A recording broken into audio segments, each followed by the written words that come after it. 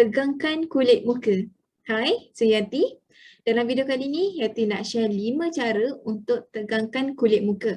Sebelum tu, Yati nak minta anda tolong like Yati punya video dan juga subscribe YouTube channel Yati supaya anda dapat lebih banyak info berkaitan kesihatan, kecantikan dan juga bisnes.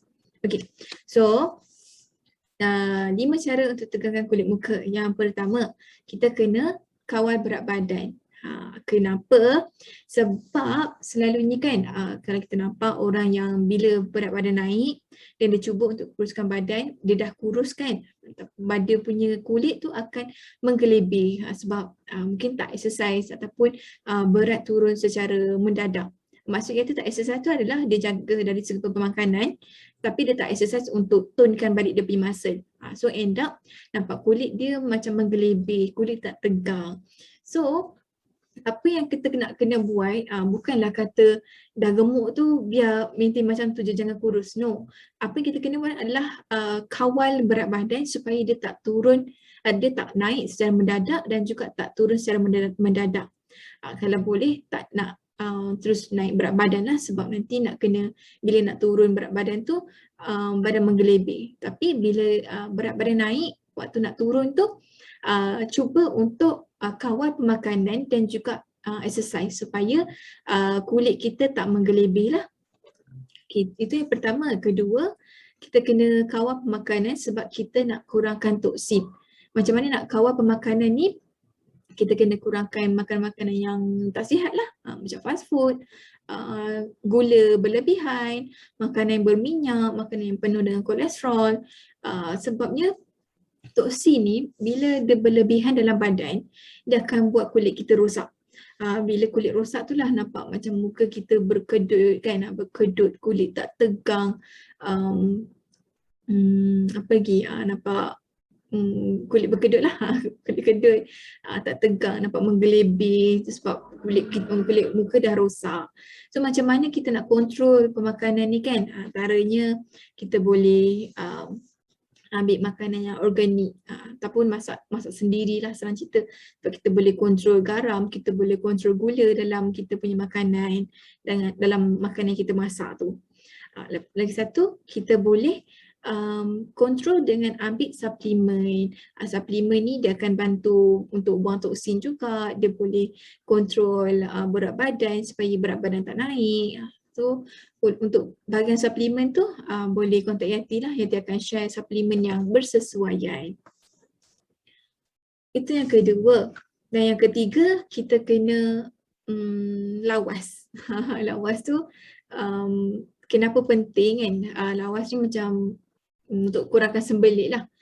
Masalah sembelit ni macam mana nak cakap, bila kita selalu sangat sembelit, toksin dalam badan tu tak boleh nak dikeluarkan tau. So bila toksin dalam badan berlebihan, end up dia akan balik kepada yang masalah kedua tadi, yang punca kedua tadi tu. Toksin berlebihan, sel kulit kita rosak. Tu bila sel kulit rosak, muka sendiri rosak, macam-macam masalah yang ada lah. Contohnya kulit tak tegang. Lagi satu, bila masalah sembelit ni, waktu nak membuang tu kita akan menerankan, kita nak teran, nak buang najis. So bila nak teran tu kita akan berkerut. Bila berkerut, muka kita akan berkedut lah sebab macam ada pressure dekat bahagian muka. So kalau boleh atasi dulu masalah sembelit. Make sure kita ni lawas supaya kita tak adalah berkerut-kerut je. Berkerut ni stres pun kena kurangkan juga. Tak adalah macam kita macam tu je kan. Nanti bila selalu sangat buat macam tu, muka akan nampak berkedut, tak tegang. Okey, untuk masalah lawas ni, masalah sembelit ni pun ada suplemen yang sangat sesuai. Yati memang suka ambil. Tak perlu ambil setiap hari, ada masa-masa dia kita kena ambil. Itu pun kalau beli dengan Yati, suplemen ni Yati akan share lah. Bila nak kena ambil, waktu siang ke, waktu malam ke, setiap hari ke, setiap minggu ke, setiap bulan ke kena ambil, Yati akan share. Dan yang keempat, collagen. So collagen ni kita tahu dia berkait rapat dengan masalah dengan kulit muka. So kalau collagen kurang, collagen ni akan berkurang bila usia makin meningkat. So kalau anda ni usia dah meningkat, contoh 30-an, late 30s ataupun 40-an, 50-an dan ke atas, Yati cadangkan ambil collagen dan kena cari collagen yang mudah diserap oleh badan supaya kita dapat kesan daripada collagen tu 100% lah. Tak naklah serap 50%, 50% lagi dibuang, sudah rugi dekat situ. Kalau ada tak cukup bajet untuk beli collagen, anda boleh ambil produk yang bantu tingkatkan collagen. Contohnya vitamin C dan protein. Vitamin C dan protein ni kalau kita ambil, collagen dalam badan pun akan meningkat lah. Cuma dia punya proses tu agak slow berbanding kalau kita ambil collagen terus. Dan yang terakhir, kita kena jaga hydration. So boleh nampak lah bila kita tak jaga kelembapan muka kan ataupun hydration, muka nampak macam kering dan juga tak tegang.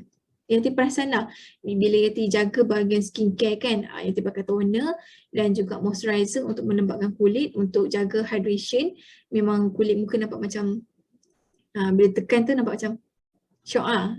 Dia macam tak ada macam rasa menggelebih. So cuba amalkan step skincare basic pun dah okey dah. Tak perlu nak sampai tahap ambil serum apa semua tu. Kena master dulu, master kita punya basic skincare, dan bila dah okey baru kita tambah dengan step-step yang lain. So itu 5 tips yang Yati share untuk tegangkan kulit muka. Tips dia sangat simple. Anda jaga dari segi pemakanan, exercise ke, dari kawal berat badan, dan juga ambil suplemen untuk komplement dengan kita punya cara pemakanan tadi tu. Sebab nak kawal berat badan pun bukan setakat dari cara pemakanan sahaja. Kita kena ambil suplemen untuk boost kita punya metabolisme untuk kawal berat badan. Okay, so kalau anda nak tahu lebih lanjut mengenai tips ni ataupun nak tahu suplemen apa yang sesuai yang Yati sebut tadi, boleh hubungi Yati lah. Boleh terus klik link dekat bahagian description kat bawah. Itu sahaja, terima kasih. Bye.